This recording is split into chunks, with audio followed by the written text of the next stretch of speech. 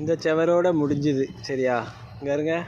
இதில் மேலே ஒரு சின்ன ஸ்லாப் இருக்குது பார்த்தீங்களா, அதெல்லாம் ரொம்ப உட்காந்து எழுத ரொம்ப கஷ்டம். அதை கிட்ட போய் காமிக்க பாருங்க. சின்ன கேப்பு தான், கொஞ்சம் வாரிட்டுன்னு வச்சுக்கோங்களேன், கீழே தான் விழுணும். மேலே நின்று எழுதுறதுக்குள்ளே காற்று ரொம்ப அடிக்குது. என்ன காற்று அடிக்குது பாசை, சரியான உயரம். இந்த மாதிரி இடங்களெல்லாம் கொஞ்சம் கவனமாக நின்று எழுதணும். ஒரு வழியாக எழுதி முடிச்சிட்டேன்.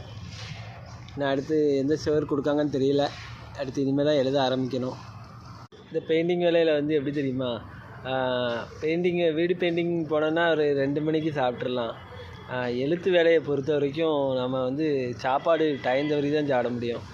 நிறைய பேர் இந்த எழுத்து வேலைக்கு எழுதுறதுக்கு என் கூட வர்றதுக்கு நிறைய பசங்க என்கிட்ட ஆசைப்படுதாங்க, வரேனேன்ட்டு. இந்த வேலையெல்லாம் எங்களோட போட்டோம். உங்களுக்குன்னா இதில் சாப்பிட டைம் ஆகும், உடம்பு பாதிக்கும், நிறைய பிரச்சனைகள்லாம் இருக்குது. தெரிஞ்சுக்கோங்க. சரியா, வீடியோ தொடர்ந்து பாருங்கள். நன்றி.